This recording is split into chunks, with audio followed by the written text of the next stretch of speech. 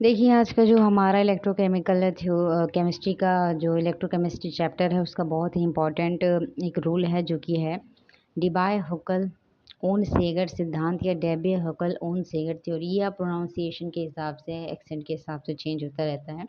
आपको जैसे समझ में आता है उस हिसाब से आप समझ के अपने प्रोनाउंसिएशन के हिसाब से आप इसको प्रोनाउंस कीजिए, ठीक है? प्रबल वैद्युत अपघट्य का सिद्धांत या डिबाय-हुक्केल ओन-सेगर सिद्धांत।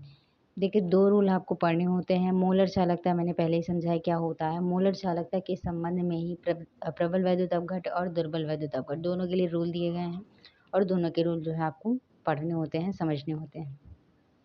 अब मोलर चालकता के बारे में मैंने बताया था क्या होता है और वैद्युत अपघट्य भी 2 प्रकार के होते हैं और कैसे होते हैं, क्या होता है, ये भी इसके बारे में मैंने पिछले वीडियोज़ में बताया।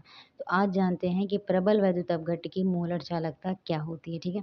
तो डेबे, हुक्केल और ओनसेगर ये तीनों अलग-अलग हैं। इन्होंने एक थ्योरी मतलब ये समझिए इन तीनों की थ्योरी को मिलाकर एक थ्योरी को बनाया गया।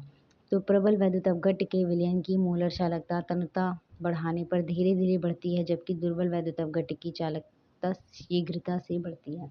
ये एक फैक्ट है या एक पॉइंट है, इस पॉइंट को हमेशा ध्यान रखिएगा जब भी आप डेबिय-हुक्केल का रूल लिखेंगे। तो जो प्रबल वैद्युत अपघट्य होते हैं इनके विलयन की चालकता मोलर चालकता तनुता बढ़ाने का मतलब हुआ है कि H2O का अमाउंट बढ़ेगा, यानी पानी जो जल होता है उसका अमाउंट बढ़ेगा और जब ये इसकी तनुता बढ़ाई जाती है तब मोलर चालकता बढ़ती है लेकिन धीरे-धीरे बढ़ती है और कंटीन्यूअसली बढ़ती है, ठीक है? लेकिन दुर्बल वैद्युत अपघट्य में जब तनुता मतलब वाटर का अमाउंट मिलाया जाता है, इसको तनु किया जाता है, पतला किया जाता है तो उसकी चालकता एक साथ शीघ्रता से तेज़ी से बढ़ती है, ठीक है? अब ये जो होता है धीरे-धीरे बढ़ के तेज़ हो जाती है और ये जो होता है ये शीघ्रता से बढ़ती है और फिर बाद में स्लो हो जाती है, ठीक है? अब यहाँ एक चीज़ ध्यान रखिए कि प्रबल वैद्युत अपघट्य में होता क्या है? ऐसा क्यों होता है कि जो उसकी चालकता है वो धीरे-धीरे बढ़ती है? देखिए जो प्रबल वैद्युत अपघट्य होते हैं ये किसी भी सॉल्यूशन में क्या होते हैं पूर्ण रूप से आयनित प्रबल का मतलब ये है कि वो पूर्ण रूप से आयनित हो जाएँगे। और जब आयनित हो जाएँगे पूरी तरीके से तो इसका मतलब उस विलयन में आयनों की संख्या भी सबसे ज़्यादा होगी यानी सांद्रता भी क्या होगी?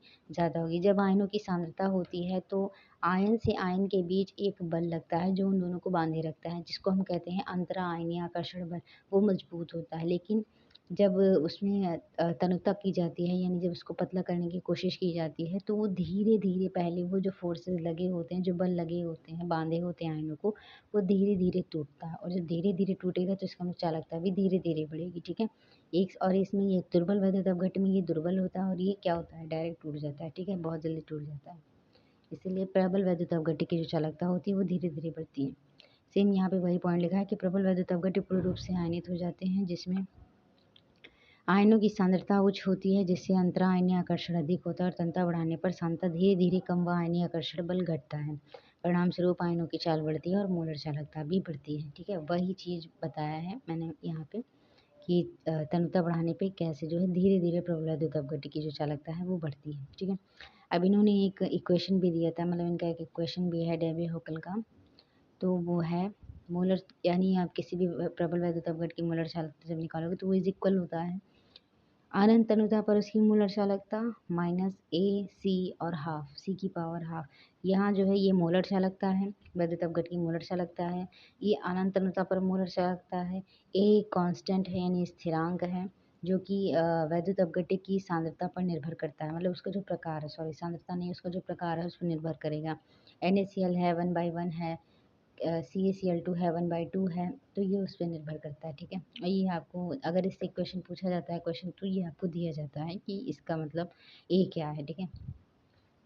सी कंसंट्रेशन यानी सांद्रता है और ये इनका जो है इक्वेशन होता है अगर रहेगा भी तो 1 नंबर का ये आ सकता है समझने के लिए इम्पोर्टेंट है। मेन चीज़ आपकी ये है कि आपको इस थ्योरी का जो है पता होना चाहिए कि थ्योरी क्या होती है क्योंकि ये थ्योरी ही हमारे लिए इम्पोर्टेंट है समझने के लिए भी और जानने के लिए भी।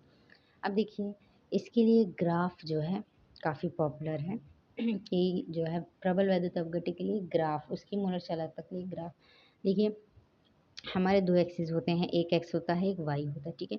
एक्स और वाई पे ही ग्राफ बन रहा है, तो यहाँ एक्स पे हमने ले लिया अंडर रूट सी और इन्होंने जो है वाई पे ले लिया मोलर चालकता यानी कैप एम इसको कैप बोला जाता है, कैप एम यानी मोलर चालकता, कैप मोलर कंडक्टिविटी।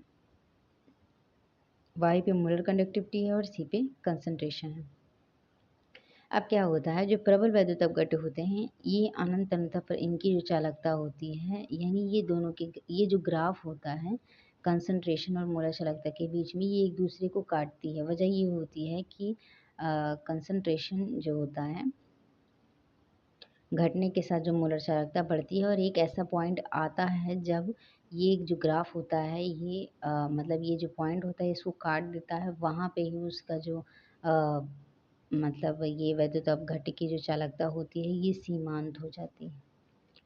यानी एक डेफिनिट स्पेसिफिक इसका पॉइंट आ जाता है, जहाँ के बाद जो है ये कांटिन्यूस में एक मतलब एक तरीके से कांस्टेंट जो है इसका वैद्युत अपघटन होता है, ये कांस्टेंट इसका कंसंट्रेशन इसका कांस्टेंट हो जाता है। फिर एक मतलब एक स्थिरता इसको मिल जाती है।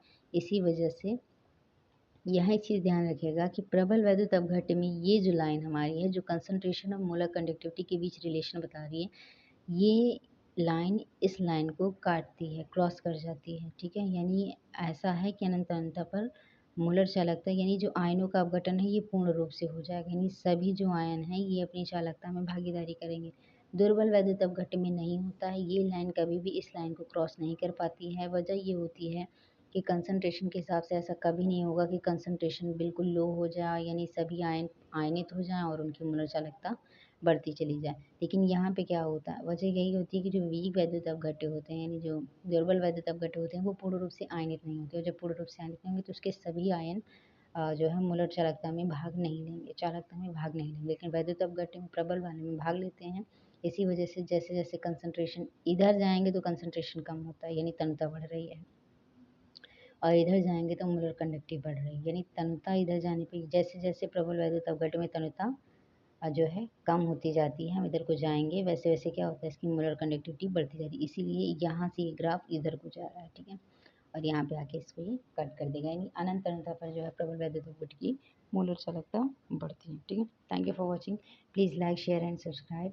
जब आप लाइक करते हैं तो एक मोटिवेशन मिलता है नेक्स्ट वीडियो बनाने का। ठीक है, नेक्स्ट हम समझेंगे कोलराउश का नियम क्या होता है। कोलराउश का नियम जो है दुर्बल वैद्युत अपघट्य के लिए दिया गया है। ठीक है, उसकी मोलर चालकता कैसे निकालते हैं उसके लिए दिया गया। Thank you for watching.